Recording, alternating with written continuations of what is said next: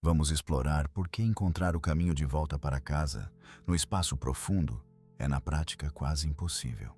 Na Terra, orientar-se é simples. Uma bússola, um mapa, um telefone com sinal de satélite. O lar é um ponto fixo.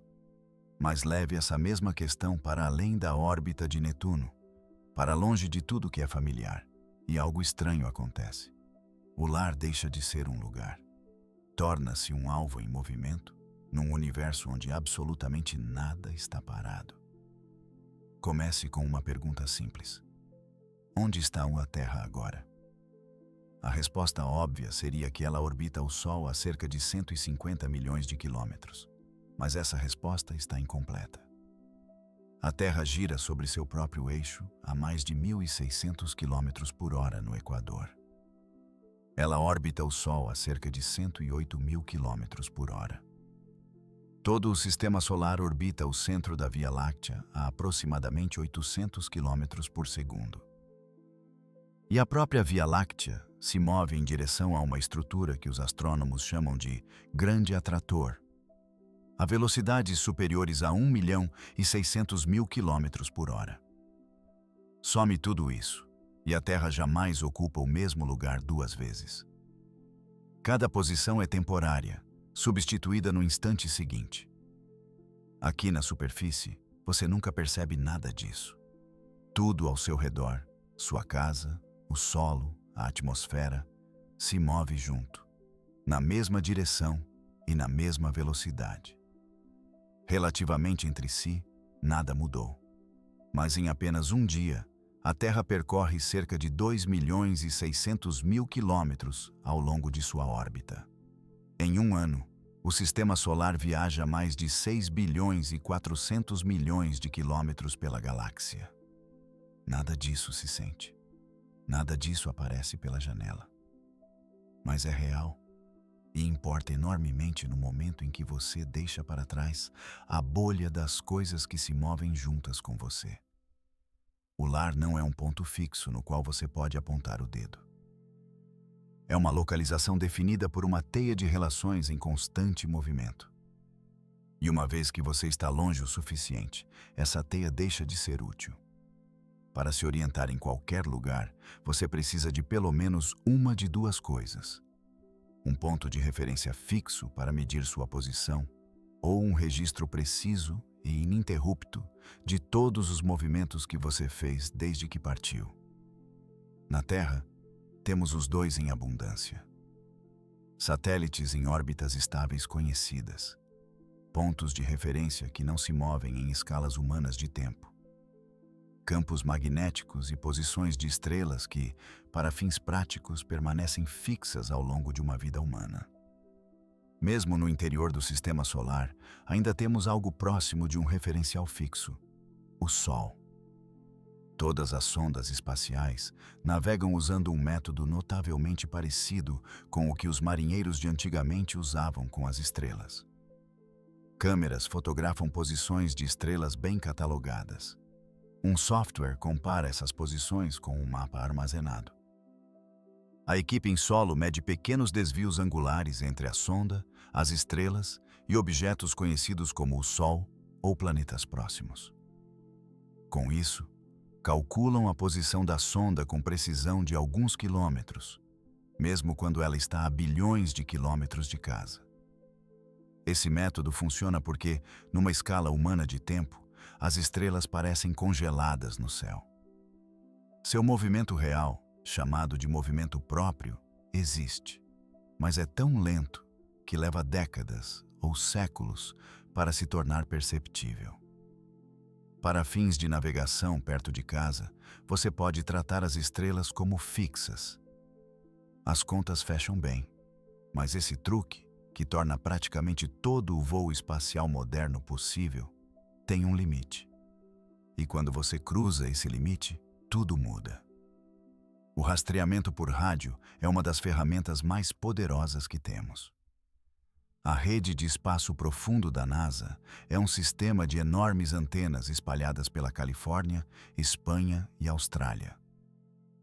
Ela rastreia sondas, enviando um sinal de rádio, aguardando a resposta da sonda e medindo exatamente quanto tempo essa viagem de ida e volta leva.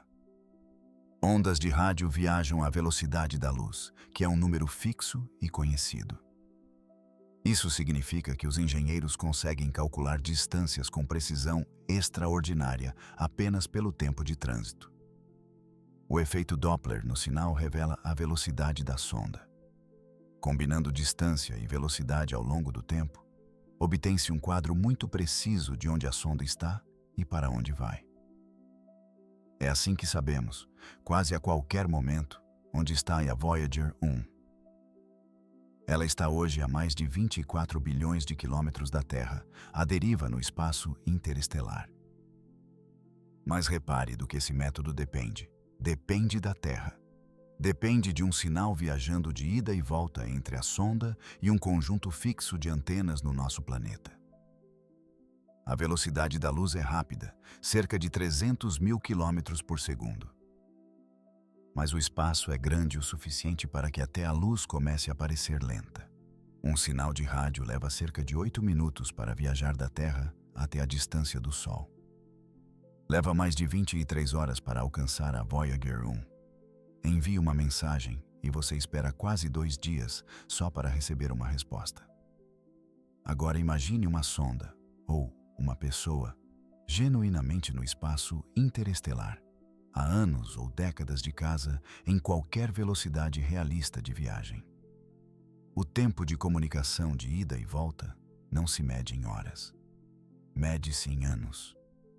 Você faz uma pergunta, e quando a resposta chega, a situação que você perguntou pode não existir mais. A sonda se moveu. O entorno mudou. O conselho da equipe em solo já está desatualizado no momento em que chega. Esse é o primeiro obstáculo da navegação no espaço profundo. A Terra não consegue ajudá-lo em tempo real. Todo sinal vindo de casa é uma mensagem do passado, descrevendo uma versão da realidade que não existe mais. Se o contato por rádio com a Terra se torna inútil para a navegação em tempo real, o que resta? A resposta óbvia é a navegação por estima. Registrar cuidadosamente velocidade, direção e tempo de viagem para calcular a posição. Marinheiros fizeram isso por séculos antes de existir navegação por satélite. Funcionava razoavelmente bem para viagens oceânicas de semanas ou meses. Mas a navegação por estima tem uma fraqueza fatal. Os erros se acumulam. Cada pequeno erro na medição de velocidade, cada mínima imprecisão no rumo, cada força não contabilizada agindo sobre a embarcação, se somam ao anterior. Nos oceanos terrestres, ao longo de algumas semanas, esse erro pode acumular alguns quilômetros. Incômodo, mas recuperável. Agora estenda esse mesmo princípio por uma jornada de décadas, cobrindo trilhões de quilômetros por um ambiente cheio de forças que mal conseguimos prever. O vento solar empurrando de forma desigual diferentes partes de uma sonda. Puxões gravitacionais sutis de estrelas que você passa a enormes distâncias. Pequenas ineficiências de propulsores que nunca entregam exatamente o que deveriam. Impactos de micrometeorites pequenos demais para detectar, mas grandes o suficiente para desviar levemente a trajetória. Nenhuma dessas forças é individualmente significativa, mas a navegação por estima não tem como corrigir o que não sabe que está perdendo. Ao longo de distâncias interestelares, mesmo um erro de arredondamento medido em frações de grau pode se traduzir em um erro de posição medido em milhões de quilômetros. Uma fração de grau mantida constante ao longo de 4 anos-luz de viagem pode desviar sua posição final por uma distância maior que o tamanho de um sistema estelar inteiro. Você não apenas erraria o destino, poderia passar direto por ele sem nunca saber que estava lá. A navegação por estima sozinha não é suficiente. Você precisa de referências externas para corrigir a posição ao longo do caminho. E aqui o espaço profundo encontra seu segundo grande obstáculo. As estrelas param de ser confiáveis quanto mais longe e mais rápido você viaja. 2 problemas distintos surgem ao mesmo tempo. O primeiro é chamado de aberração estelar. Se você está viajando a uma fração significativa da velocidade da luz, a posição aparente de cada estrela no céu se desloca. Da mesma forma que a chuva parece cair em ângulo quando você corre sob ela. Quanto mais rápido você vai, mais dramático esse desvio se torna. Mesmo a uma fração modesta da velocidade da luz, o céu inteiro pareceria se distorcer, com estrelas se aglomerando à frente e rareando atrás. Cada ponto de referência do qual seu sistema de navegação depende estaria deslocado de onde seus mapas dizem que deveria estar. E a quantidade desse deslocamento muda constantemente conforme sua própria velocidade muda. O segundo problema é o movimento próprio. Aquela lenta deriva das estrelas no céu, que normalmente ignoramos, porque é pequena demais para importar em escalas humanas de tempo. Em uma única missão espacial, ela é irrelevante. Mas estique uma missão por décadas ou séculos, e ela para de ser irrelevante. As estrelas que você usou para traçar seu curso no início da jornada terão se deslocado, algumas um pouco, outras bastante, dependendo de sua distância e velocidade real pela galáxia. Seu mapa estelar, aquele do qual sua navegação depende, vai se tornando silenciosamente errado quanto mais tempo você viaja. E há ainda um problema mais profundo escondido sob esses dois. A própria distância se torna difícil de avaliar. Perto da Terra, medimos a distância até estrelas próximas usando a paralaxe, o pequeno desvio aparente na posição de uma estrela quando vista de dois pontos diferentes da órbita terrestre ao redor do Sol. Paralaxe funciona belamente para estrelas relativamente próximas, dentro de alguns milhares de anos-luz. Mas a linha de base que usamos para medi-la, a largura da órbita da Terra, é minúscula comparada às distâncias interestelares. Quanto mais distante a estrela, menor o desvio de paralaxe. Eventualmente, o desvio é pequeno demais para medir, e a estrela simplesmente parece fixa, independentemente de sua distância real. Agora imagine que você não está mais medindo paralaxe a partir da órbita terrestre. Está medindo a partir de uma sonda em movimento pelo espaço, com sua própria linha de base mudando constantemente de formas difíceis de calibrar. Cada ponto fixo que você achava que tinha se torna incerto. Cada estrela que você usa para verificar sua posição está ela mesma se deslocando. Tanto porque se move genuinamente pela galáxia, quanto porque sua própria velocidade distorce como você a percebe. Essa é a profunda ironia da navegação no espaço profundo. As ferramentas que funcionam tão bem perto de casa, estrelas, contato por rádio com a Terra, navegação por estima, todas começam a falhar simultaneamente quanto mais longe você vai. Não porque os engenheiros foram descuidados, mas porque essas ferramentas nunca foram projetadas para a escala, a velocidade e a duração que uma viagem interestelar verdadeira exigiria. Uma das ideias mais promissoras é chamada de navegação por pulsares. Pulsares são os núcleos colapsados de estrelas massivas que explodiram como supernovas. Eles giram incrivelmente rápido, alguns centenas de vezes por segundo, varrendo um feixe de radiação pelo espaço como um farol cósmico. Certos pulsares, chamados de pulsares de milissegundo, são notavelmente estáveis, pulsando com uma regularidade que rivaliza com os melhores relógios atômicos construídos na Terra. A ideia é elegante. Se você consegue detectar o ritmo dos pulsos de vários pulsares espalhados pela galáxia e conhece suas posições e períodos de rotação com precisão, pode calcular sua própria posição no espaço tridimensional. O método compara o momento exato em que cada pulso chega à sua localização, funcionando num princípio similar ao GPS. Exceto que, em vez de satélites orbitando a Terra, seus balizadores são estrelas colapsadas espalhadas por milhares de anos-luz. A NASA chegou a testar uma versão desse conceito.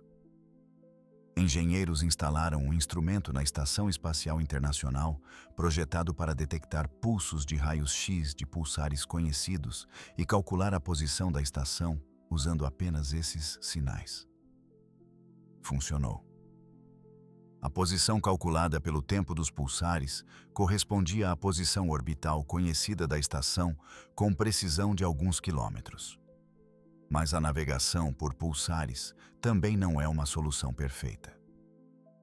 Os sinais de raios-x de pulsares distantes são extraordinariamente fracos quando chegam a um detector. Captá-los com clareza exige instrumentos grandes e sensíveis e longos tempos de observação.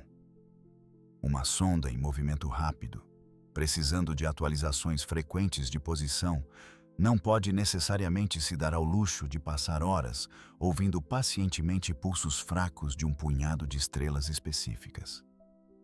O ritmo dos pulsares também precisa levar em conta os mesmos efeitos relativísticos, aberração e dilatação do tempo, que distorcem a luz estelar comum. Isso significa que os cálculos ficam cada vez mais complicados quanto mais rápido você viaja. E há ainda uma questão de longo prazo. Pulsares desaceleram gradualmente ao longo do tempo, à medida que irradiam energia. Seu ritmo, embora notavelmente estável ao longo de anos e décadas, não é perfeitamente estável ao longo de séculos e milênios. É uma ferramenta poderosa, genuinamente uma das melhores ideias propostas para a navegação interestelar. Mas não é o GPS cósmico infalível que às vezes é descrito. É mais um método imperfeito empilhado sobre vários outros métodos imperfeitos. Existe um problema que vai ainda mais fundo do que instrumentos e cálculos. Um problema incorporado na própria estrutura do espaço e do tempo. Para fazer uma viagem interestelar que seja sobrevivível dentro de uma vida humana, você precisaria viajar a uma fração significativa da velocidade da luz. E nessas velocidades, o tempo para de se comportar como no cotidiano. Isso é a dilatação do tempo, uma das previsões mais estranhas e mais confirmadas da teoria da relatividade de Einstein. Quanto mais rápido você se move em relação a algo, mais lentamente o tempo passa para você em relação a essa outra coisa. Viaje a 90% da velocidade da luz. Para cada ano que passa para você a bordo da nave, mais de 2 anos passam de volta na Terra. A 99%, essa proporção se estende ainda mais, com cerca de 7 anos passando na Terra para cada ano que você experimenta. Isso significa algo perturbador.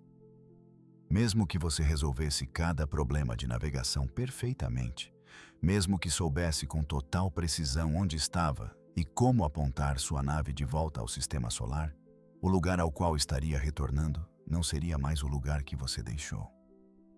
Dependendo de quanto tempo e em que velocidade sua jornada foi, décadas ou mesmo séculos podem ter passado na Terra quando você voltar. As pessoas que você conhecia teriam ido. As cidades que você lembra teriam mudado, além do reconhecimento. Essa é talvez a parte mais perturbadora de todo o problema. Mesmo uma solução de navegação perfeita não seria suficiente, porque aquilo que você está tentando encontrar não é apenas uma localização. É uma localização em um momento específico no tempo. E esse momento desaparece no instante em que você o deixa para trás. Vamos entender a escala real envolvida, porque números como esses são quase impossíveis de sentir intuitivamente. 4 anos-luz, a distância até a estrela mais próxima além do nosso Sol, equivalem a cerca de 40 trilhões de quilômetros. Se você estivesse navegando em direção a um alvo tão distante, mesmo um pequeno erro angular no início da jornada se traduziria em um erro de posição enorme ao chegar. Um erro de apenas 1 grau, mantido constante ao longo dessa distância, colocaria você fora do curso por mais de 600 bilhões de quilômetros. Isso não é uma pequena correção. É errar o destino por uma distância maior que todo o nosso sistema solar.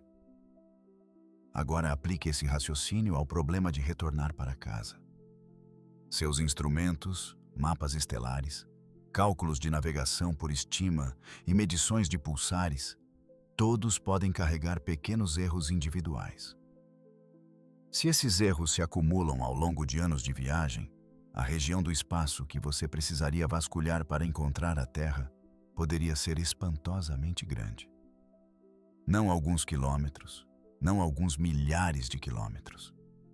Potencialmente uma área de busca maior que regiões inteiras do Sistema Solar, espalhada por um volume de espaço tão vasto que encontrar um pequeno planeta azul seria como tentar encontrar um único grão de areia em algum lugar dentro de um oceano inteiro, sem saber em qual oceano você está procurando.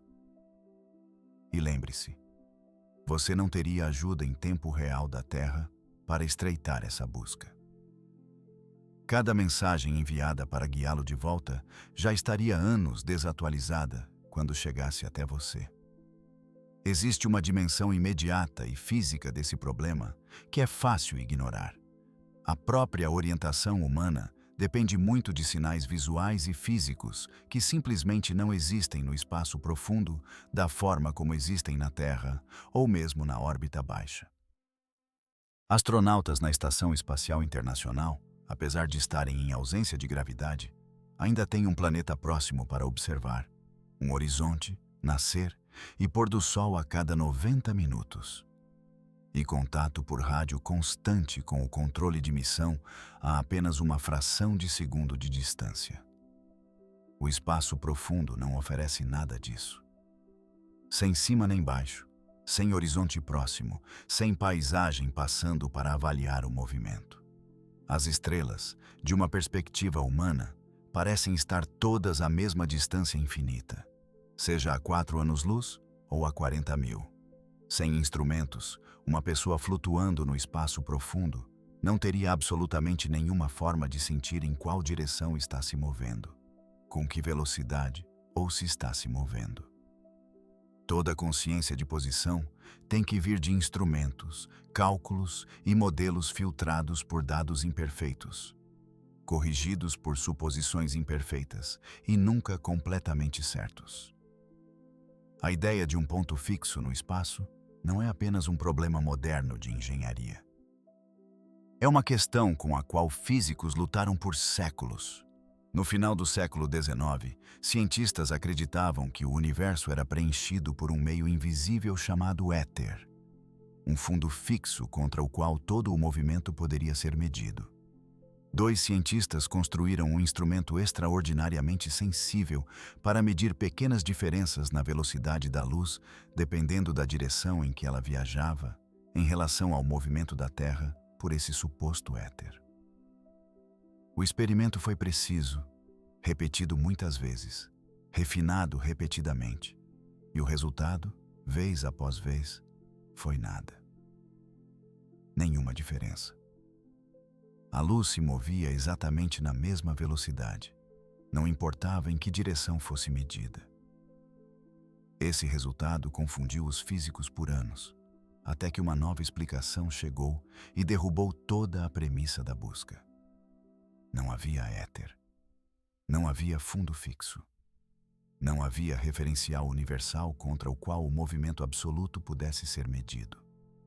Descobriu-se que o movimento só faz sentido em relação a alguma outra coisa. Não existe tal coisa como estar parado em sentido absoluto, apenas estar parado em relação a um determinado objeto ou observador. Essa ideia de que o universo não tem um ponto fixo embutido não é apenas uma parte abstrata da história da física. É a razão mais profunda pela qual encontrar o caminho de volta para casa no espaço profundo é tão difícil. Não é simplesmente que nossos instrumentos ainda não são bons o suficiente. É que o universo em si nunca foi construído com um referencial absoluto em mente. O GPS funciona tão bem, tão facilmente, que a maioria das pessoas nunca para pensar em como é notável. Uma rede de satélites orbita a Terra a uma altitude de cerca de 20.000 quilômetros. Cada um carrega um relógio atômico preciso o suficiente para perder menos de um segundo ao longo de aproximadamente 3 milhões de anos. Cada satélite transmite continuamente sua posição exata e o momento exato em que esse sinal foi enviado. Seu telefone recebe sinais de vários desses satélites de uma vez e mede a minúscula diferença nos tempos de chegada entre eles, calculando sua própria posição por um processo chamado trilateração. É um sistema elegante.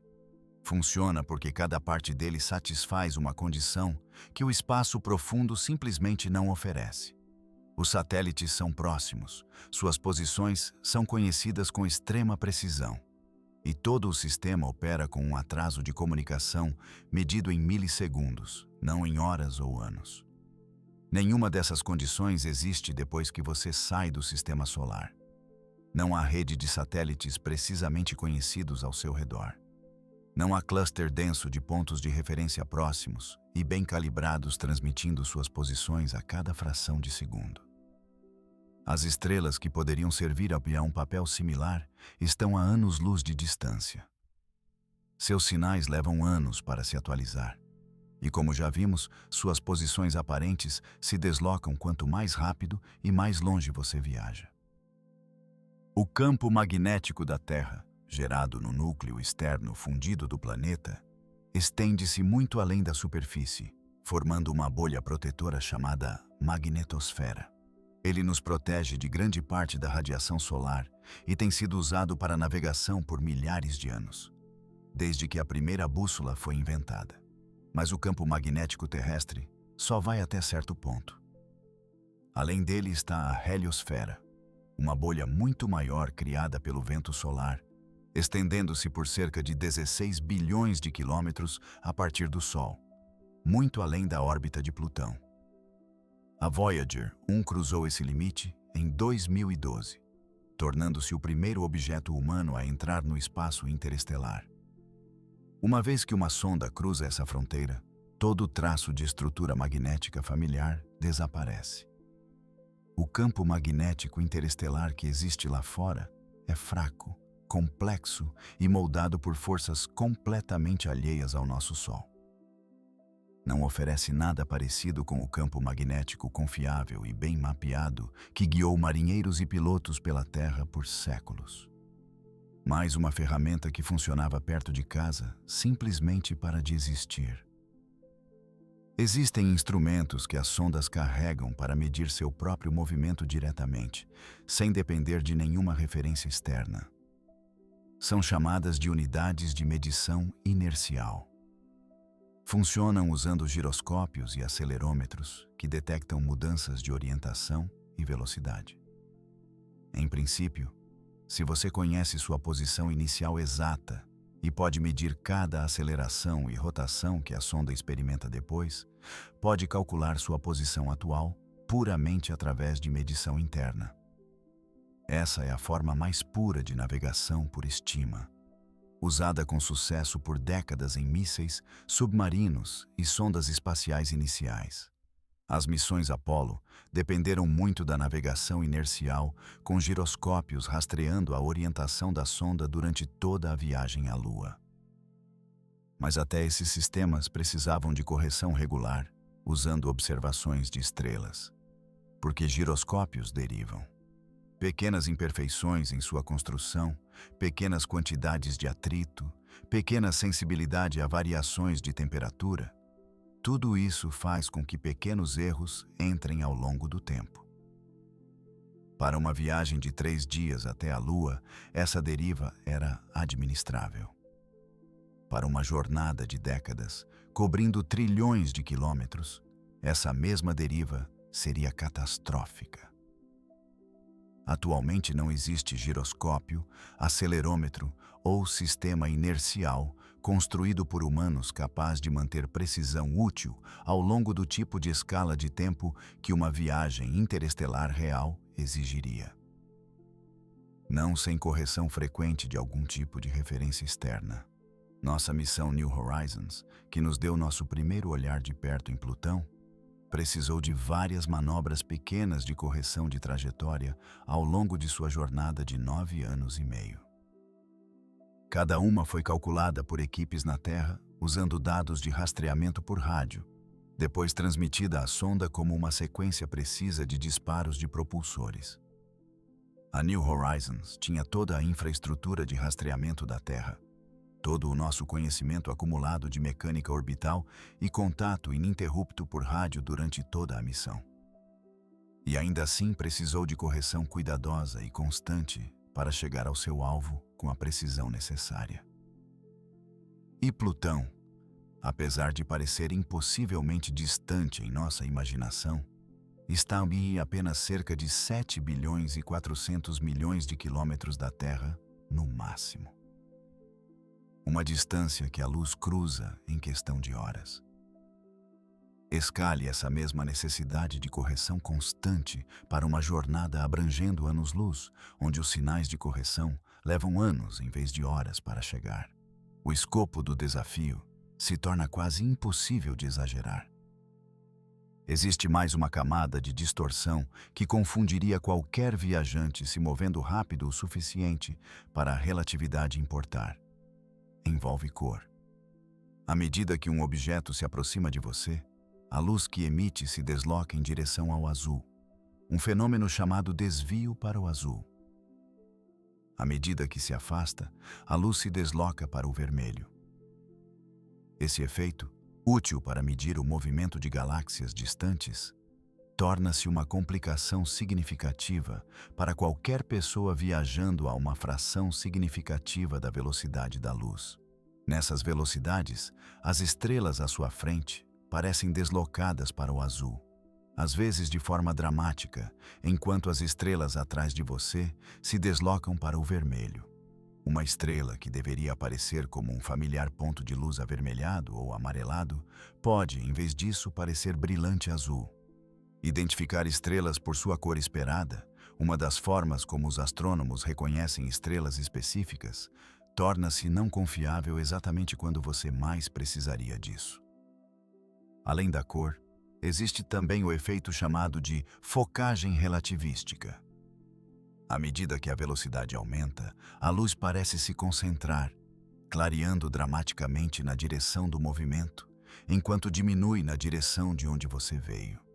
Estrelas espalhadas uniformemente pelo céu antes da partida começariam a se aglomerar visualmente na direção frontal, ficando mais brilhantes e mais densamente agrupadas diretamente à frente. O céu atrás ficaria mais escuro e mais esparso. O próprio céu, o pano de fundo visual, com o qual um viajante poderia instintivamente tentar se orientar, pareceria completamente diferente do céu mapeado antes do lançamento. O ambiente em si trabalha silenciosamente contra a precisão a longo prazo. O espaço interestelar não é um vácuo perfeito. Contém quantidades esparsas, mas reais, de gás e poeira. Além de um bombardeio constante de radiação cósmica, partículas de alta energia que viajam pela galáxia há milhões de anos. Ao longo de anos e décadas de exposição, essa radiação pode degradar eletrônicos sensíveis, deslocando gradualmente a calibração dos próprios instrumentos dos quais uma sonda depende para medir sua posição e orientação. Um rastreador de estrelas que era preciso a uma fração de um arco de segundo no lançamento pode derivar ligeiramente da calibração após anos de exposição à radiação, introduzindo pequenos erros difíceis de detectar em cada cálculo de posição que ele faz depois.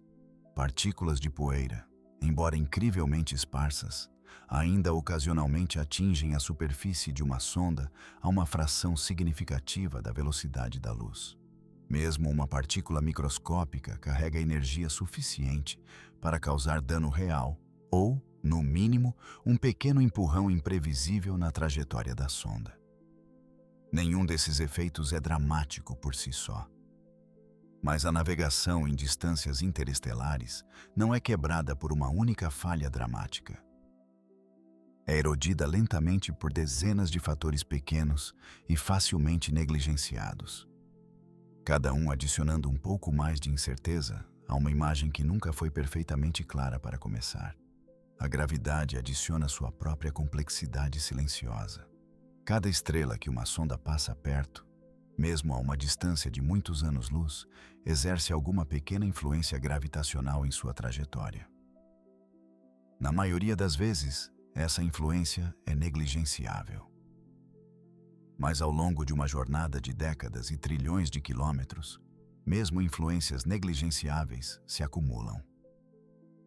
Elas dobram sutilmente uma trajetória para longe de seu caminho originalmente calculado, de formas difíceis de prever com antecedência, porque dependem da massa e posição precisas de cada estrela ao longo da rota, muitas das quais não são conhecidas com perfeita precisão a partir de observações feitas na Terra. Compare essa realidade com como o espaço profundo é frequentemente retratado em filmes e ficção, e o contraste é marcante. Na maioria das representações, um astronauta perdido simplesmente olha pela janela, identifica uma constelação familiar e calcula um curso de volta para casa com alguns toques num console. Ou o computador da nave exibe instantaneamente uma seta brilhante apontando para uma Terra, como se o universo viesse com sua própria bússola embutida. A realidade, como vimos, é quase o oposto exato. Não há seta brilhante. Não há cálculo simples. Há apenas uma estimativa lenta, cuidadosa e constantemente revisada, construída a partir de ferramentas imperfeitas, corrigida sempre que possível e nunca completamente certa. Mesmo nossas sondas mais avançadas, rastreadas pelos melhores instrumentos que a humanidade já construiu, ainda precisam de correção constante de uma equipe dedicada na Terra, trabalhando ininterruptamente. E isso apenas para manter o curso através de distâncias que, numa escala cósmica, são pouco mais que um primeiro passo além de nossa própria porta. Existe mais uma peça desse quebra-cabeça que alcança os cantos mais estranhos da física. A própria ideia de agora não significa o que a maioria das pessoas assume que significa quando você está lidando com objetos separados por vastas distâncias. Como a informação, incluindo a luz, só pode viajar tão rápido.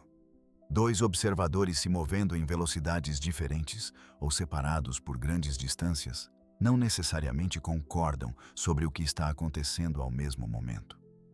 Para alguém viajando a uma fração significativa da velocidade da luz no espaço interestelar, o próprio conceito de posição atual da Terra se torna escorregadio de uma forma que não tem nada a ver com erro de medição, e tudo a ver com a estrutura da realidade em si.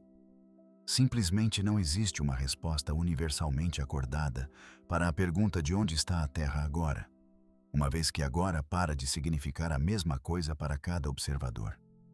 É uma ideia estranha e quase vertiginosa.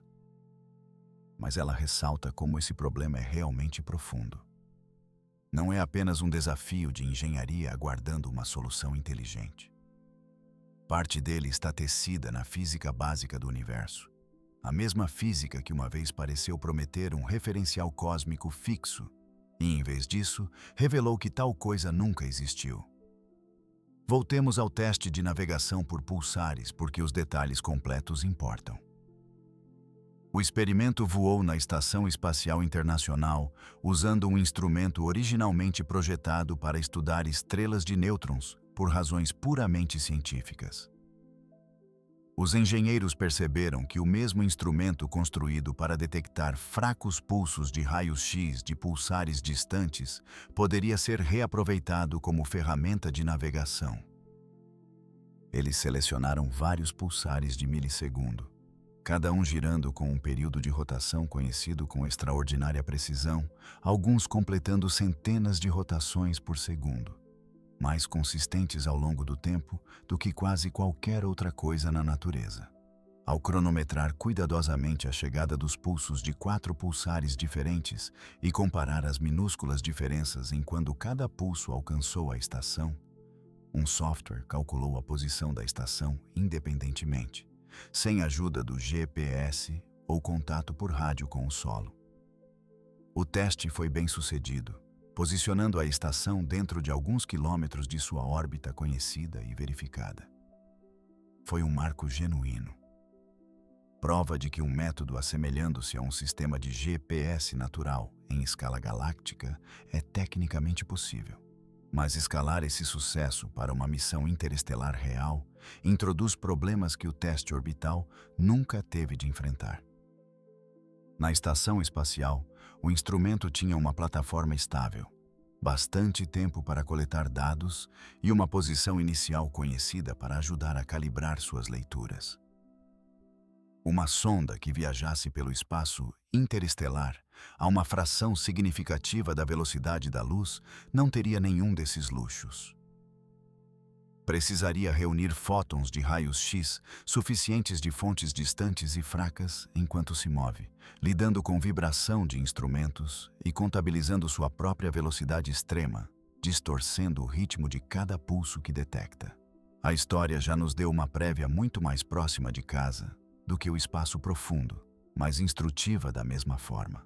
Durante a missão Apollo 13, uma explosão num tanque de oxigênio danificou a nave a cerca de 322 mil quilômetros da Terra, forçando a tripulação a abandonar o pouso na Lua e lutar simplesmente para voltar para casa. Com seu computador de navegação primário parcialmente desativado para conservar energia, a tripulação e o controle de missão tiveram que improvisar um método para confirmar a orientação da nave. Eles usaram nada mais que o Sol visível através de uma janela, alinhando-o com uma marcação específica contra posições de estrelas conhecidas. Funcionou, mas exigiu extraordinária precisão, nervos calmos e enorme suporte de uma equipe na Terra capaz de se comunicar com a tripulação em questão de segundos, executando cálculos em computadores potentes e radiotransmitindo instruções de volta quase instantaneamente. Mesmo assim, próximo de casa, com a Terra claramente visível como uma bola azul crescendo constantemente na janela, com atrasos de comunicação medidos em meros segundos, a margem de erro era extremamente pequena. Agora imagine o mesmo tipo de crise ocorrendo não a 322 mil quilômetros da Terra, mas 322 mil vezes mais distante, no espaço interestelar. Sem bola azul crescendo na janela, sem rápida troca de rádio com o controle de missão, e sem forma alguma de confirmar visualmente sua orientação contra qualquer coisa familiar. Existe um pedaço específico da história humana que captura todo esse problema num único gesto poético. Quando as Voyager 1 e 2 foram lançadas, cada uma carregava um disco de ouro destinado como mensagem para qualquer civilização que pudesse algum dia encontrá-la à deriva pelo espaço interestelar. Gravada na capa desse disco está um mapa mostrando a posição do nosso Sol em relação a 14 pulsares específicos.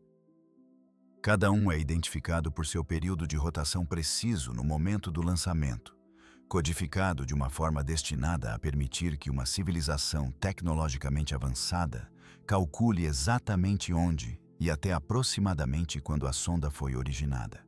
É essencialmente um endereço de retorno cósmico construído usando os mesmos princípios de ritmo de pulsares que os engenheiros modernos agora estão tentando desenvolver num sistema prático de navegação. O fato de que cientistas nos anos 70 escolheram pulsares de tudo no universo para marcar nossa localização diz algo importante. Mesmo então, eles entenderam que pontos de referência comuns, coordenadas comuns, não significam nada através de tais vastas distâncias e tais extensos períodos de tempo.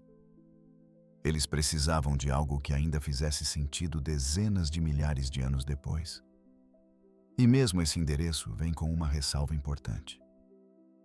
Como os pulsares desaceleram gradualmente à medida que envelhecem, o ritmo exato codificado nesse disco se tornará muito lentamente menos preciso quanto mais no futuro for lido. Mesmo o endereço de retorno cósmico cuidadosamente projetado pela humanidade tem uma espécie de data de validade, uma lenta deriva para a imprecisão incorporada na física das próprias estrelas das quais depende. É fácil se perder em instrumentos e equações e esquecer que uma jornada real como essa seria experimentada por pessoas reais. Pesquisadores estudaram o isolamento extensivamente usando ambientes na Terra que imitam alguns aspectos do espaço profundo. Tripulações de submarinos passando meses submersos relataram desorientação e uma estranha sensação de desconexão. Pesquisadores estacionados na Antártida durante o longo inverno polar descreveram efeitos similares junto com mudanças mensuráveis no humor, sono e desempenho cognitivo. Mesmo astronautas na Estação Espacial Internacional, apesar de estarem a poucos centenas de quilômetros da Terra, com visão clara do planeta e contato quase constante com o controle de missão, descreveram uma persistente e sutil desconexão dos ritmos humanos comuns. Pesquisadores às vezes chamam isso de névoa espacial. Cada um desses ambientes ainda oferece algo que o espaço profundo não ofereceria. Um horizonte, por mais distante que seja, um sinal de retorno por mais atrasado que seja, um planeta, por menor que seja, visível em algum lugar no céu. Tire tudo isso completamente, e você fica com um ambiente psicologicamente diferente de qualquer coisa que os humanos já experimentaram verdadeiramente. Vamos voltar aos números, porque entender a verdadeira escala do problema de busca ajuda a explicar por que esse desafio é tão mais difícil do que pode parecer à primeira vista. Imagine uma sonda retornando de uma jornada de 4 anos-luz de ida e 4 anos-luz de volta. Mesmo com todas as ferramentas de navegação disponíveis, navegação por estima, rastreamento estelar, ritmo de pulsares, todas combinadas e verificadas cruzadamente entre si. Estimativas realistas de incerteza posicional acumulada ao longo de uma jornada como essa poderiam facilmente variar de dezenas de milhões a centenas de milhões de quilômetros, dependendo do desempenho de cada sistema e de quantas forças pequenas e não contabilizadas empurraram a sonda para longe de seu caminho calculado ao longo do caminho. Um raio de busca de apenas 16 milhões de quilômetros representa um volume de espaço enorme o suficiente para conter milhares de planetas do tamanho da Terra, com espaço de sobra. Tudo isso precisaria ser varrido pacientemente, com instrumentos se esforçando para detectar um pequeno objeto reflexivo e fraco contra a esmagadora escuridão do espaço. E isso assumindo que a incerteza permanece relativamente pequena. Erros acumulados maiores, especialmente em jornadas mais longas ou mais rápidas, poderiam ampliar esse raio de busca para centenas de milhões de quilômetros. É por isso que qualquer visão realista do retorno do espaço profundo não depende de busca visual sozinha. Depende de alguma combinação de transmissões por rádio avançadas, coordenadas de encontro calculadas e recalculadas ao longo de anos. E enormes reservas de paciência. Nenhum desses recursos muda a verdade subjacente. O lar, uma vez que você o deixou longe o suficiente, torna-se algo que você tem que painstakingly relocar, não algo que você pode simplesmente ver e navegar em direção a ele. Cientistas propuseram várias ideias que poderiam algum dia fechar essa lacuna, embora todas elas permaneçam firmemente no domínio da tecnologia futura em vez da capacidade presente. Uma ideia envolve redes de lasers poderosos posicionados por todo o sistema solar ou mesmo além dele, capazes de enviar feixes de luz extremamente precisos e focados a uma sonda que retorna, permitindo uma medição de distância e tempo muito mais precisa do que os sinais de rádio sozinhos podem fornecer atualmente. Outra envolve implantar pequenos satélites balizadores de longa duração em pontos-chave ao longo de prováveis rotas de viagem interestelar, essencialmente plantando faróis artificiais em locais escolhidos para servir como pontos de referência intermediários que reduziriam o enorme vazio entre partida e destino a uma série de etapas mais curtas e mais administráveis. Uma terceira ideia, ainda amplamente teórica, envolve sensores quânticos capazes de medir movimento e rotação com uma precisão muito além do que os giroscópios e acelerômetros atuais conseguem alcançar, potencialmente reduzindo a taxa na qual os erros de navegação por estima se acumulam ao longo de longas jornadas. Nenhuma dessas ideias está pronta hoje. Cada uma enfrenta enormes obstáculos de engenharia, financeiros e físicos. mas juntas, representam a direção geral que pesquisadores sérios acreditam que esse problema eventualmente precisará ser resolvido. Não através de um único avanço, mas através de vários sistemas complementares trabalhando juntos, cada um cobrindo as fraquezas dos outros. Existe uma consideração mais ampla e mais silenciosa que se aplica especificamente a qualquer jornada longa o suficiente para se estender por múltiplas gerações humanas. Se uma viagem no espaço profundo durasse tanto tempo que as pessoas que eventualmente tentassem retornar fossem descendentes, não os viajantes originais, a própria ideia de lar poderia significar algo completamente diferente para elas do que significava para as pessoas que partiram pela primeira vez. A cultura deriva. A memória desvanece. Histórias passadas de geração em geração mudam a cada retelling. Uma tripulação nascida e criada inteiramente a bordo de uma nave, que nunca viu a Terra, que só ouviu falar dela através de histórias herdadas e registros preservados, pode não sentir a atração do lar da mesma forma que seus ancestrais sentiam.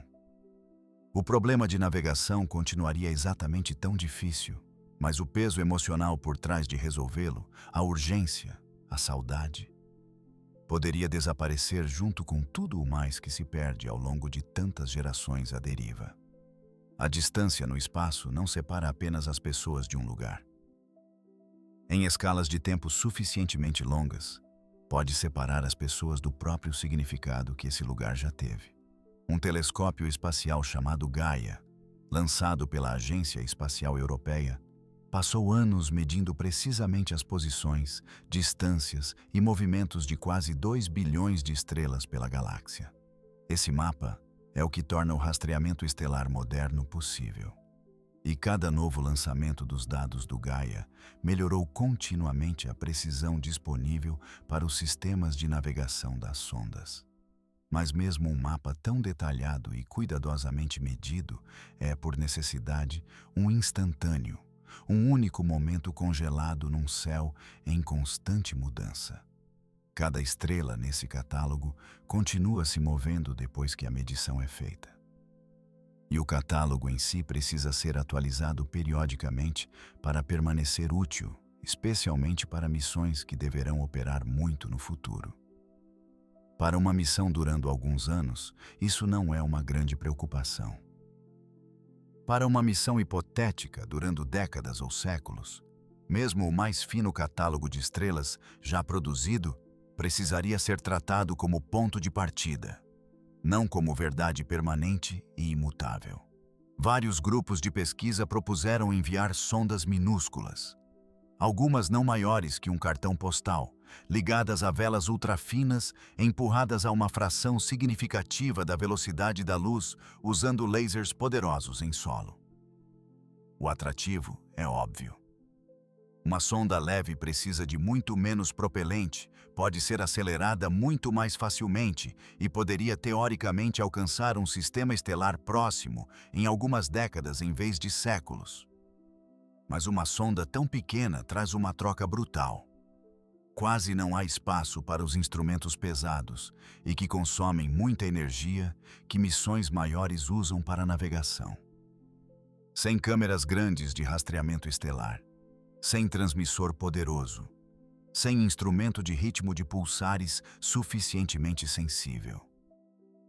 Essas sondas minúsculas são essencialmente projetadas para ser mensageiras de mão única.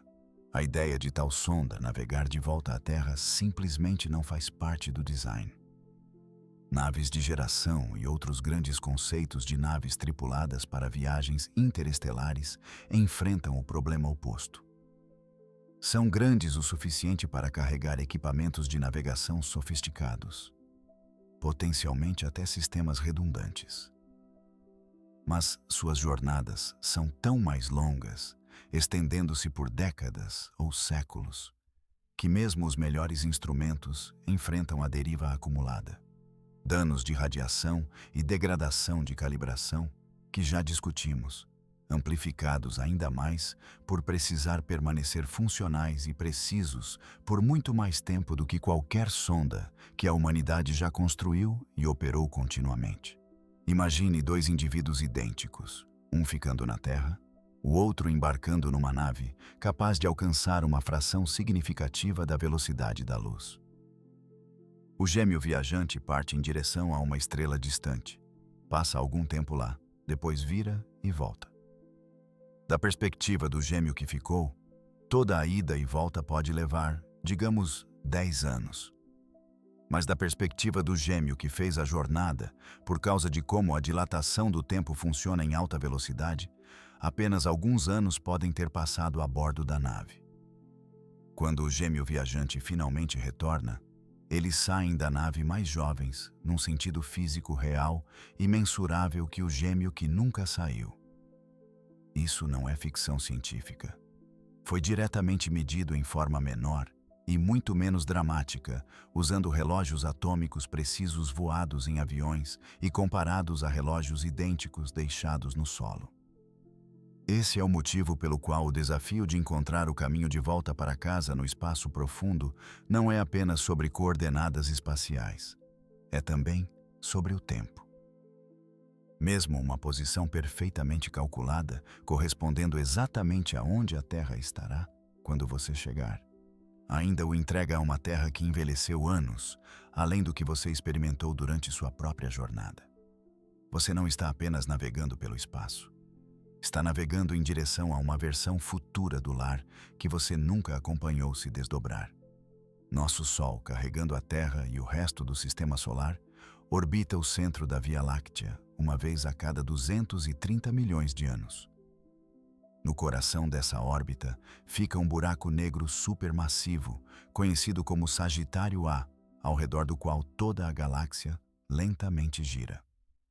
A última vez que nosso Sistema Solar completou uma órbita completa ao redor desse distante centro galáctico, não havia plantas com flores na Terra, nem pássaros, nem mamíferos parecidos com qualquer coisa viva hoje. Amplie ainda mais o zoom e o quadro fica mais estranho. O próprio espaço, o tecido através do qual as distâncias são medidas, está se expandindo, esticando gradualmente em cada direção. Isso causa o afastamento de galáxias distantes ao longo do tempo. Essa expansão é negligenciável na escala de uma única galáxia, muito pequena para afetar qualquer coisa que aconteça dentro da Via Láctea. Mas é um lembrete de quantas camadas de movimento estão empilhadas umas sobre as outras. Desde um planeta girando até um sistema solar orbitando um centro galáctico, até galáxias se afastando nas maiores escalas imagináveis, nada neste universo em qualquer escala fica parado. O lar nunca foi um ponto fixo. Foi sempre um ponto deslizando dentro de uma série aninhada de enormes movimentos contínuos. O espaço profundo simplesmente remove a ilusão que nos deixou ignorar esse fato. O sistema de rastreamento que mantém nossas sondas encontráveis mostra quanta infraestrutura é necessária mesmo para missões que nunca saem do sistema solar. A rede de espaço profundo da NASA depende de 3 complexos espaçados aproximadamente a 1/3 do caminho ao redor do globo, um do outro. Um na Califórnia, um na Espanha e um na Austrália. Esse espaçamento não é acidental. À medida que a Terra gira, pelo menos um desses complexos está sempre voltado para qualquer direção em que uma sonda distante esteja, permitindo contato contínuo. Cada complexo usa antenas de disco massivas, algumas com mais de 60 metros de diâmetro, capazes de detectar sinais de rádio de sondas tão fracos que mal se acredita. A potência total recebida de algo como a Voyager após viajar bilhões de quilômetros mede-se em frações de 1/bilionésimo de 1/bilionésimo de watt. Para colocar isso em perspectiva, o sinal que chega da Voyager 1 é tão fraco que a potência combinada coletada dele ao longo de um ano inteiro de escuta não seria suficiente para alimentar uma pequena lâmpada por mesmo uma fração de segundo. Agora imagine tentar construir e manter uma capacidade de rastreamento similar para uma missão viajando não bilhões de quilômetros. mas dezenas de trilhões de quilômetros. O sinal ficaria ainda mais fraco, espalhado por uma viagem de retorno de décadas, usando tecnologia que precisaria permanecer operacional e precisamente calibrada durante todo esse tempo. Existe uma técnica que engenheiros usam hoje para fixar a posição de uma sonda com ainda maior precisão do que o simples tempo de ida e volta permite. É chamada de interferometria de base muito longa. Em vez de depender de apenas uma antena, os engenheiros usam 2 ou 3 antenas amplamente separadas, às vezes em continentes diferentes, para receber o mesmo sinal de uma sonda distante em momentos muito ligeiramente diferentes. Os engenheiros medem essa minúscula diferença de tempo com extrema precisão e a comparam com a distância conhecida e fixa entre as antenas, calculando a direção da sonda no céu com notável precisão, muito melhor do que uma única antena poderia alcançar.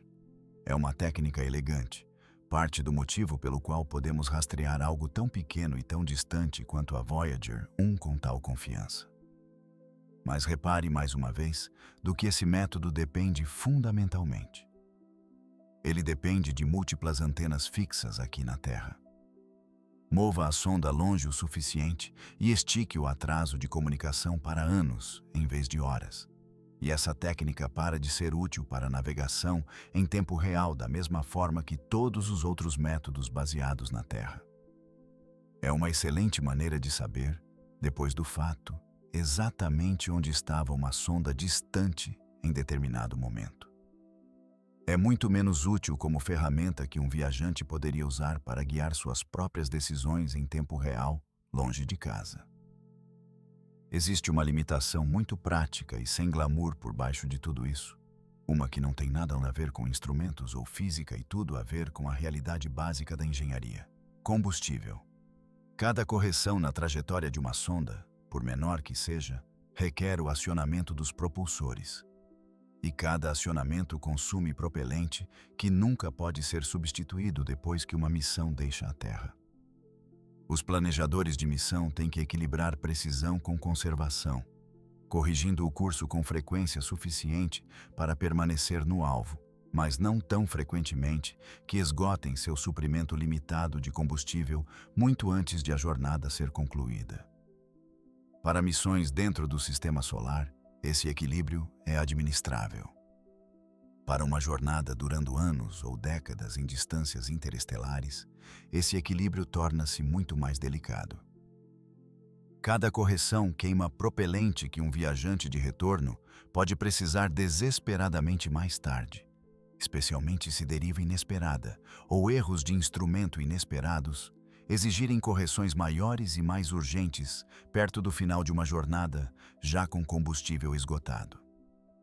Em princípio, você poderia carregar mais combustível para permitir mais correções. Na prática, mais combustível significa mais massa. E mais massa significa precisar ainda mais combustível apenas para acelerar esse peso extra.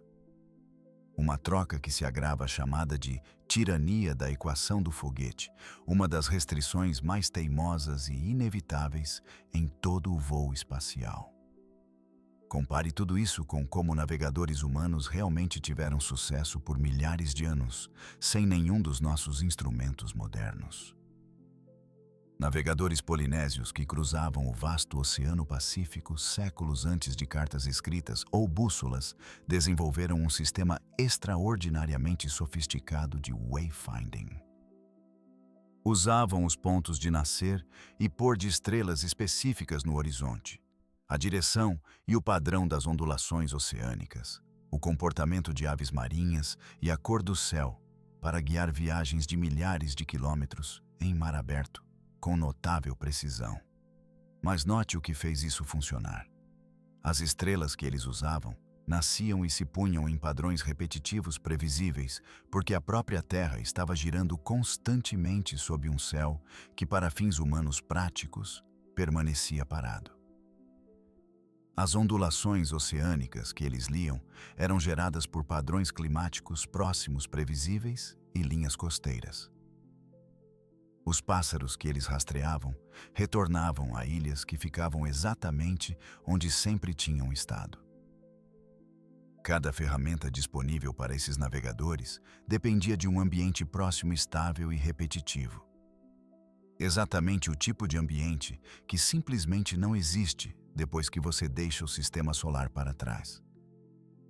O espaço profundo não oferece horizonte repetitivo, sem pontos de referência próximos consistentes, sem pássaros marinhos retornando a uma ilha fixa. Oferece apenas pontos de luz distantes, se deslocando sutilmente com sua própria velocidade, e um silêncio implacável e sem piscar em todas as direções. O próprio engenho que permitiu que marinheiros antigos conquistassem o maior oceano da Terra simplesmente não tem nada com que trabalhar quando o ambiente em si para de se manter. Dado quantos problemas decorrem do atraso em obter ajuda da Terra, alguns pesquisadores propuseram uma abordagem diferente. Transferir mais da tomada de decisão de navegação para a própria sonda. Em vez de esperar anos por instruções do controle de missão, um sistema autônomo usando inteligência artificial a bordo poderia teoricamente analisar dados de rastreadores estelares, ritmo de pulsares e estimativas acumuladas de navegação por estima. Depois tomar suas próprias decisões em tempo real sobre pequenas correções de curso, sem esperar confirmação da Terra.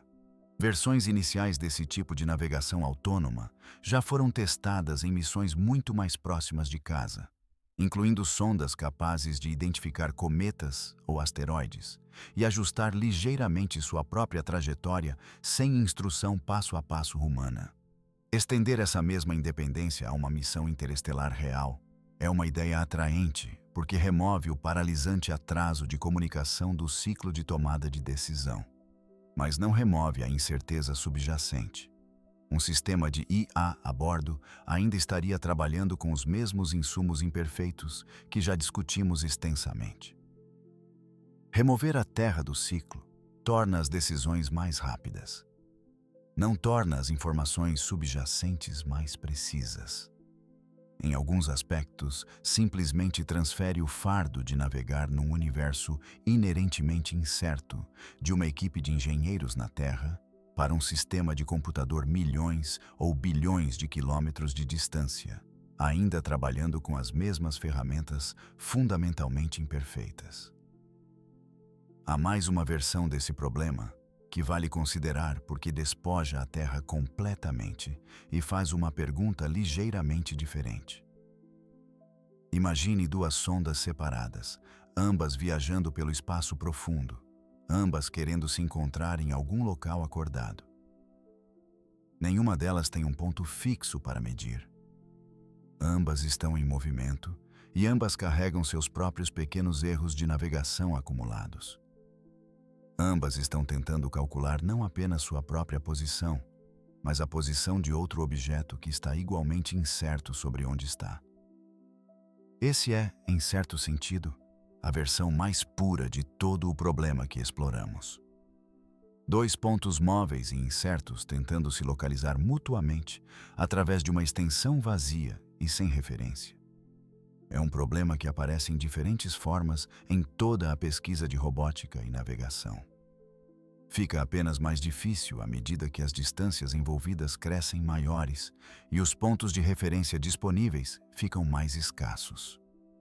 É uma pequena e elegante ilustração de quanto da navegação comum depende silenciosamente de ter pelo menos uma coisa que não está se movendo em relação a tudo o mais, e como essa condição se torna rara quando você está verdadeiramente entre as estrelas. É útil pensar nesse problema inteiro como um gradiente em vez de uma única linha, que ou é cruzada ou não, porque a dificuldade aumenta constantemente quanto mais longe você viaja, muito antes de você chegar ao espaço interestelar de verdade.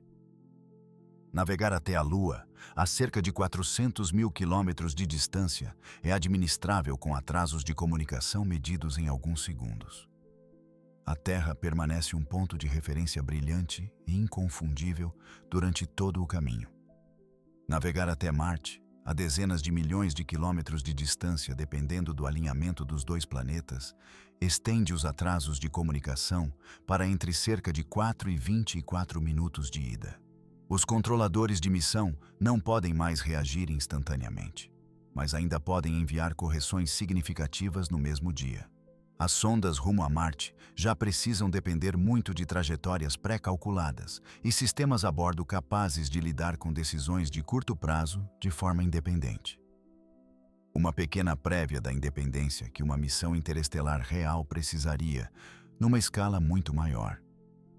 Navegar até os planetas externos, Júpiter, Saturno e além, estende esses atrasos para dezenas de minutos ou até horas.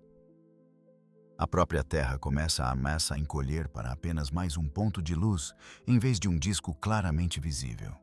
Navegar até a borda do Sistema Solar, onde a Voyager atualmente viaja, estende os atrasos de comunicação para quase um dia inteiro para uma única viagem de ida e volta. A Terra se torna indistinguível das estrelas de fundo, sem instrumentos especificamente projetados para localizá-la. O espaço interestelar simplesmente continua essa mesma tendência até sua conclusão extrema lógica.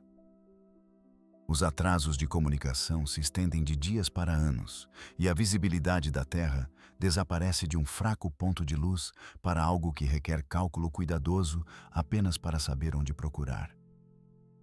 Cada desafio único que discutimos esta noite já existe de forma menor dentro do próprio Sistema Solar. A viagem interestelar não introduz um tipo fundamentalmente novo de problema. Simplesmente remove cada margem de segurança restante que torna esses mesmos problemas administráveis mais perto de casa. A força do sinal segue uma regra matemática implacável que torna esse gradiente ainda mais íngreme do que a distância sozinha sugeriria. Sinais de rádio, como a luz, se espalham em todas as direções à medida que viajam, enfraquecendo de acordo com o que é chamado de lei do inverso do quadrado. Isso significa que se você dobra a distância que um sinal percorre, sua força cai para um quarto do que era, não metade. Triplique a distância e a força cai para um nono. É por isso que o fraco sussurro de um sinal da Voyager, já a bilhões de quilômetros de distância, requer alguns dos equipamentos de recepção mais sensíveis já construídos apenas para ser detectado. Empurre esse mesmo sinal para as distâncias envolvidas em viagens interestelares de verdade, dezenas de trilhões de quilômetros em vez de bilhões. E a matemática se torna quase absurda. Um sinal tão fraco, espalhado por uma distância milhares de vezes maior que o alcance atual da Voyager, exigiria um transmissor enormemente mais poderoso do que qualquer sonda poderia realisticamente carregar. Ou uma antena receptora na Terra tão grande que eclipsaria tudo o que existe atualmente. Isso é parte do motivo pelo qual qualquer conceito realista de missão interestelar pressupõe que a comunicação se tornará cada vez mais esparsa quanto mais longe a sonda viaja. Não porque os engenheiros escolhem se comunicar menos, mas porque a própria física torna a comunicação frequente e detalhada cada vez mais e, eventualmente, completamente impraticável. Existe um paralelo interessante que corre na direção oposta, envolvendo a humanidade tentando ser encontrada em vez de tentar encontrar o caminho de volta para casa.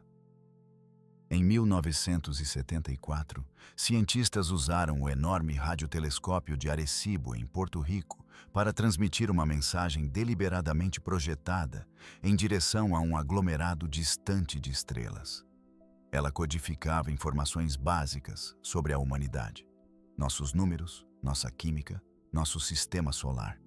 A mensagem foi enviada para um alvo a cerca de 25 mil anos-luz de distância. Mesmo que seja eventualmente recebida e compreendida, e mesmo que uma resposta fosse enviada de volta imediatamente, a viagem completa de ida e volta levaria 50 mil anos. Essa mensagem representa, à sua maneira, o lado oposto do exato problema que passamos esta noite explorando. Se a humanidade quisesse ser encontrada, quisesse que algum viajante futuro soubesse onde fica o lar, enfrentaríamos o mesmo obstáculo fundamental: tentar comunicar um endereço fixo através de um universo onde nada fica parado tempo suficiente para ter um. A mensagem de Arecibo, como os discos de ouro a bordo das sondas Voyager, teve que recorrer à mesma solução imperfeita a qual voltamos repetidamente esta noite: posições de pulsares. Coordenadas relativas em vez de absolutas. Um endereço aproximado construído a partir dos pontos de referência menos não confiáveis que o universo acontece de oferecer. Vamos reunir cada fio que seguimos esta noite em um único lugar, porque tomados individualmente, cada pedaço pode parecer um obstáculo de engenharia solucionável. A navegação por estima deriva, acumulando pequenos erros em grandes ao longo de anos de viagem. O rastreamento estelar se distorce à medida que a aberração estelar e o movimento próprio genuíno deslocam os próprios pontos de referência dos quais uma sonda depende. O contato por rádio com a Terra se torna uma conversa com o passado, chegando tarde demais para oferecer orientação em tempo real através de verdadeiras distâncias interestelares. A navegação por pulsares, embora promissora, exige longos tempos de observação e permanece vulnerável às mesmas distorções relativísticas que afetam tudo o mais. A navegação magnética desaparece completamente além da heliosfera. Os instrumentos inerciais, giroscópios e acelerômetros derivam constantemente ao longo do tempo, sem nenhuma missão interestelar ainda capaz de corrigir essa deriva por décadas sem ajuda externa. Radiação e poeira degradam lentamente os próprios sensores dos quais uma missão depende. Influências gravitacionais de estrelas próximas dobram sutilmente uma trajetória para longe de seu caminho calculado. As restrições de combustível limitam com que frequência e com que significância uma sonda pode corrigir seu curso. E por baixo de cada um desses problemas individuais fica o mais profundo de todos: o simples fato bem estabelecido de que o universo não contém nenhum ponto de referência absoluto e fixo para que qualquer coisa se meça. Cada um desses problemas por si só pode ser administrável. Engenheiros são engenhosos. A história mostrou repetidamente que obstáculos técnicos individuais tendem a ceder eventualmente ao progresso incremental paciente. Mas navegar de volta para casa do espaço profundo não é um problema. São todos esses problemas empilhados juntos, se agravando simultaneamente ao longo de uma escala de tempo e distância que empurra cada um deles ao seu limite absoluto ao mesmo tempo. Existe um efeito visual ligado à viagem em alta velocidade que adiciona mais uma camada de distorção por cima de tudo que já discutimos. À medida que a velocidade aumenta, a luz parece se concentrar, clareando dramaticamente na direção do movimento, enquanto desaparece na direção de onde você veio. Estrelas espalhadas uniformemente pelo céu antes da partida começariam a se aglomerar visualmente na direção frontal à medida que a velocidade aumentasse, ficando mais brilhantes e mais densamente agrupadas diretamente à frente. O céu atrás ficaria cada vez mais escuro e esparso. Isso significa que o próprio céu, o pano de fundo visual inteiro, com o qual um viajante poderia instintivamente tentar se orientar, pareceria completamente diferente do céu mapeado antes do lançamento. Distorcido, não aleatoriamente, mas de uma forma precisa, previsível e profundamente estranha, diretamente ligada à própria velocidade da nave. Qualquer instrumento ou qualquer pessoa tentando julgar a direção, simplesmente observando o padrão das estrelas, estaria trabalhando com um céu ativamente remodelado por seu próprio movimento através dele. Dado quantas fontes independentes de erro cobrimos esta noite, os engenheiros gerenciam essa incerteza na prática, nunca confiando completamente em nenhum método único. É redundância. A navegação de sondas espaciais reais, mesmo para missões bem dentro do sistema solar, raramente depende de apenas uma técnica. As estimativas de navegação por estima são constantemente verificadas de forma cruzada com as leituras do rastreador estelar.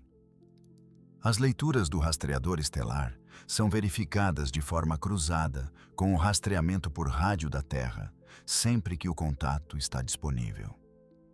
Quaisquer dados disponíveis de ritmo de pulsares, por mais escassos que sejam, são incorporados como uma verificação independente adicional contra os outros. Quando dois ou mais métodos independentes concordam de perto, a confiança na posição calculada aumenta. Quando discordam, os engenheiros sabem que algo está errado, mesmo que não possam sempre dizer imediatamente qual sistema está com falha. Esse desacordo em si se torna informação valiosa, levando a uma investigação mais cuidadosa em vez de confiança cega em qualquer leitura única. Essa abordagem em camadas e de verificação cruzada é, de muitas formas, a solução mais honesta que a humanidade tem atualmente para o problema inteiro explorado esta noite. Não uma única resposta perfeita, mas um conjunto de métodos imperfeitos, cada um cobrindo os pontos cegos dos outros, constantemente comparados entre si para capturar erros antes que se agravem em algo perigoso. Não é elegante. Não é a seta brilhante simples que a ficção imagina, mas é resiliente da mesma forma que uma corrente feita de vários elos ligeiramente fracos ainda pode se manter, desde que elos suficientes estejam fortes em qualquer momento dado. Existe uma dimensão física corporal na desorientação no espaço profundo, que vai além de simplesmente carecer de pontos de referência visuais. Ela envolve o ouvido interno. O equilíbrio humano depende muito de uma pequena estrutura cheia de fluido dentro do ouvido chamada sistema vestibular, que detecta movimento e orientação em relação à gravidade. Na ausência de gravidade do voo espacial orbital, os astronautas comumente passam por um período de adaptação enquanto seu sistema vestibular, não recebendo nenhum sinal gravitacional claro, luta para reconciliar o que sente com o que seus olhos estão dizendo. Isso frequentemente resulta em desorientação e enjoo de movimento durante os primeiros dias de uma missão. Com o tempo, a maioria dos astronautas se adapta, aprendendo a depender mais de sinais visuais para compensar a confusão do ouvido interno. Mas essa adaptação ainda depende de ter sinais visuais confiáveis disponíveis. Uma sensação clara de cima e baixo estabelecida pelo layout do interior da sonda, referências visuais familiares pela janela. No espaço profundo, longe de qualquer planeta próximo, movendo-se em velocidade extrema através de um céu visualmente distorcido, mesmo esses sinais visuais compensatórios se tornam não confiáveis. Isso deixa tanto o ouvido interno quanto os olhos lutando para concordar com qualquer senso estável de orientação. É um detalhe pequeno e facilmente ignorado, mas ilustra o quanto da navegação humana comum, mesmo o mais básico senso de qual lado é cima, depende de sinais que simplesmente não existem uma vez que você está longe o suficiente de qualquer coisa familiar. Dado tudo o que cobrimos, há uma ideia que silenciosamente contorna todo o problema em vez de resolvê-lo. Alguns conceitos de missão, particularmente aqueles envolvendo naves de geração ou outras viagens de duração extremamente longa, não são projetados em torno da ideia de retornar. São projetados para a colonização de mão única, levando pessoas em direção a um novo lar, em vez de tentar a viagem de retorno muito mais complicada e arriscada. De uma forma estranha, essa abordagem evita quase tudo o que discutimos esta noite. Não resolvendo o desafio de navegação de encontrar o caminho de volta, mas removendo a necessidade de tentar a viagem no primeiro lugar. Ainda haveria enormes desafios em chegar com precisão ao destino escolhido pela primeira vez. Todas as dificuldades de navegação por estima, rastreamento estelar e deriva de instrumento de longo prazo ainda se aplicam na perna de ida. Mas pelo menos não haveria viagem de retorno, exigindo um segundo cálculo ainda mais incerto. Nenhuma tentativa de relocalizar um lar que passou décadas ou séculos se afastando de onde estava. É uma forma pragmática, se sombria, de reconhecer quão difícil é realmente a metade de retorno desse problema. Às vezes, a resposta mais realista para um desafio quase impossível não é uma nova tecnologia engenhosa. É escolher não tentar a parte mais difícil da jornada. Existe um fenômeno psicológico bem documentado que astronautas descreveram depois de ver a Terra do espaço. Pesquisadores chamam isso de efeito overview, uma profunda mudança de perspectiva que vem de observar nosso planeta pendurado sozinho contra o negrume. Uma esfera pequena, frágil e sem fronteiras, sem linhas visíveis separando países, sem evidência visível dos conflitos e divisões que parecem tão significativos da superfície.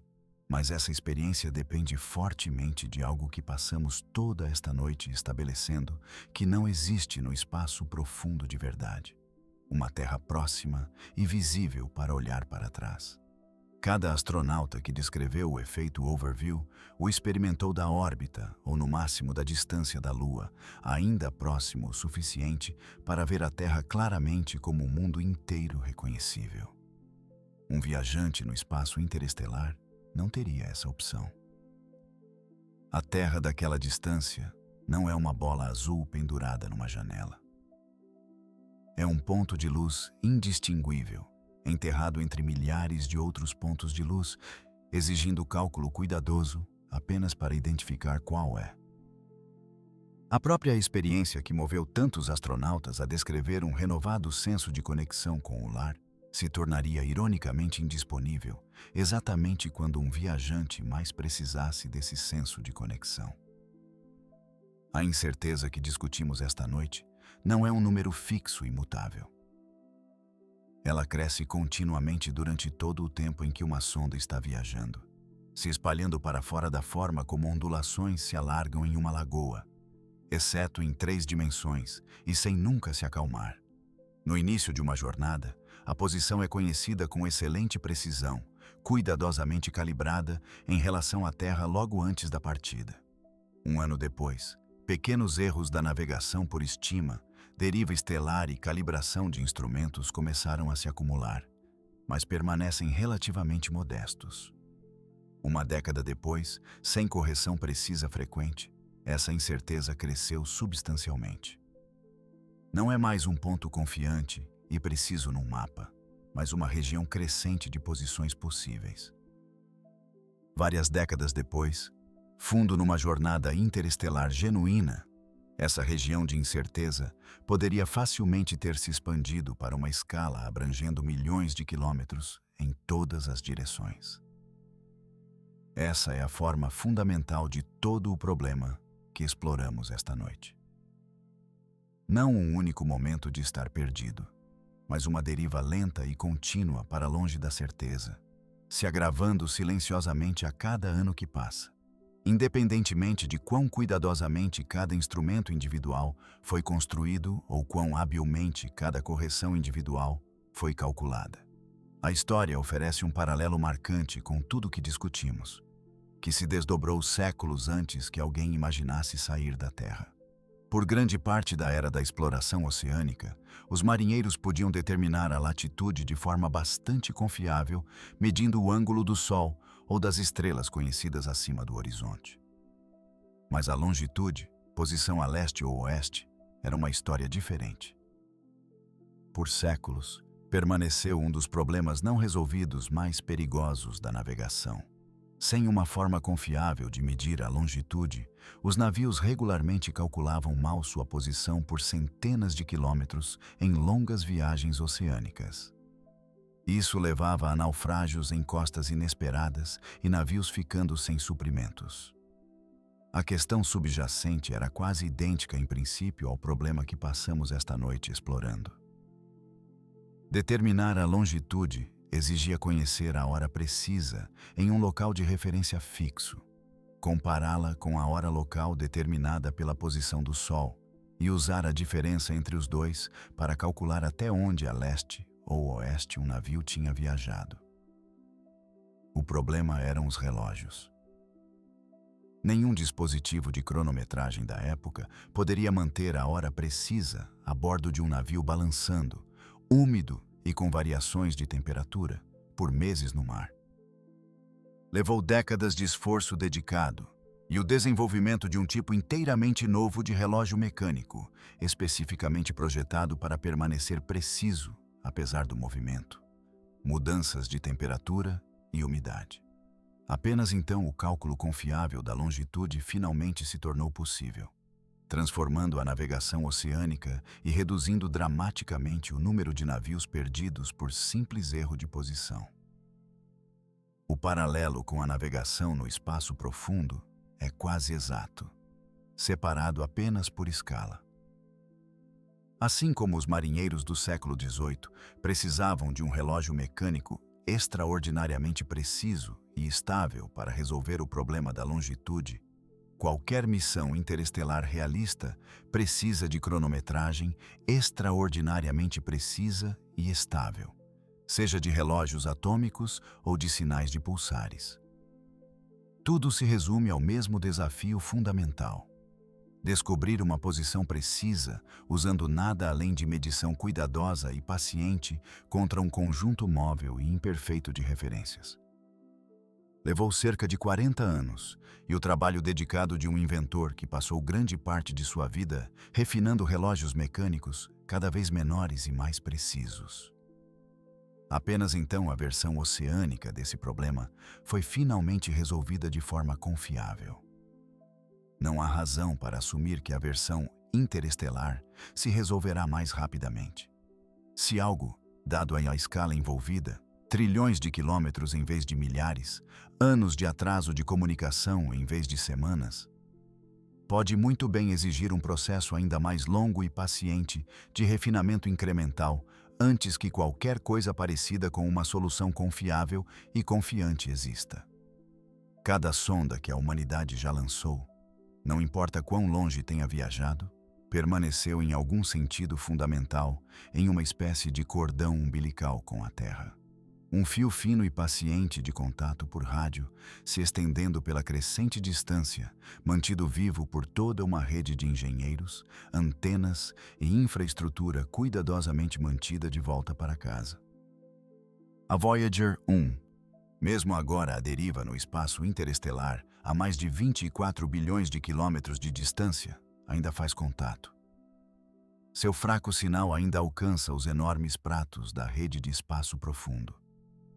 Ainda é decodificado, ainda é registrado, ainda é respondido, mesmo que essa resposta leve mais de um dia para chegar.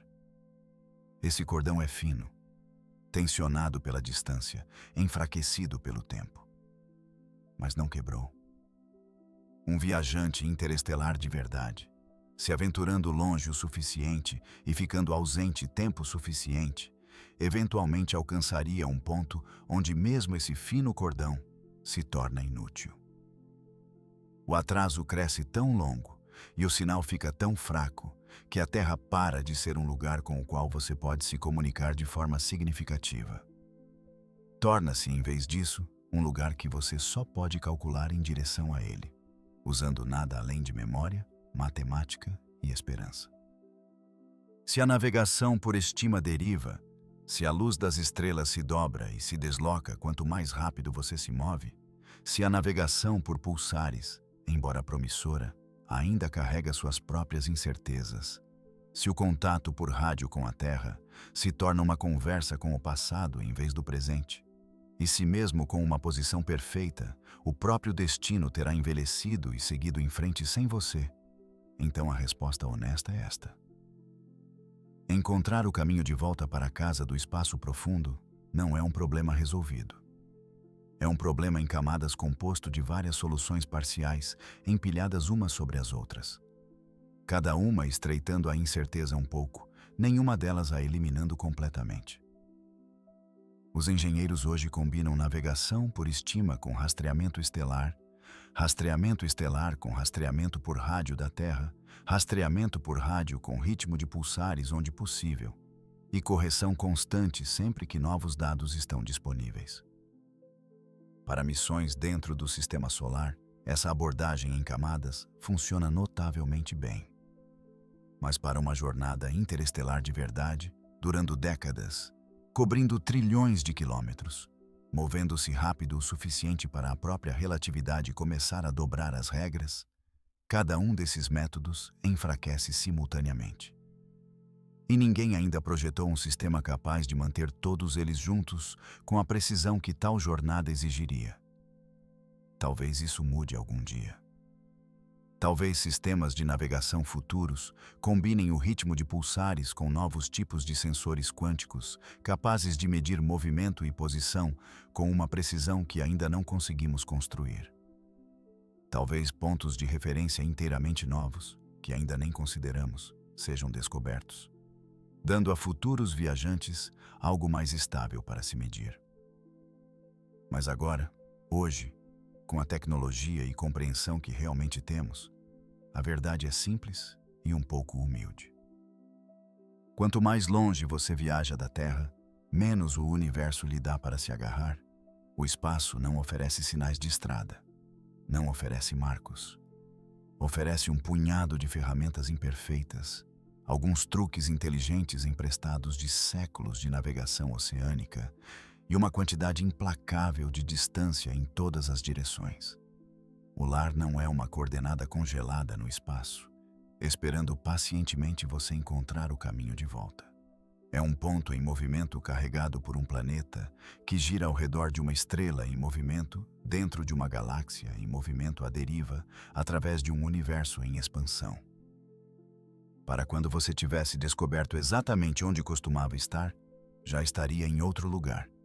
E isso, mais do que qualquer obstáculo técnico individual, é a razão real pela qual ninguém poderia simplesmente virar e voar de volta para casa do espaço profundo. Não porque nos falta coragem, não porque nos falta engenhosidade, mas porque o universo em si se recusa a ficar parado tempo suficiente para nos deixar. Vamos explorar por que encontrar o caminho de volta para casa, no espaço profundo, é na prática quase impossível. Na Terra, orientar-se é simples. Uma bússola, um mapa, um telefone com sinal de satélite. O lar é um ponto fixo.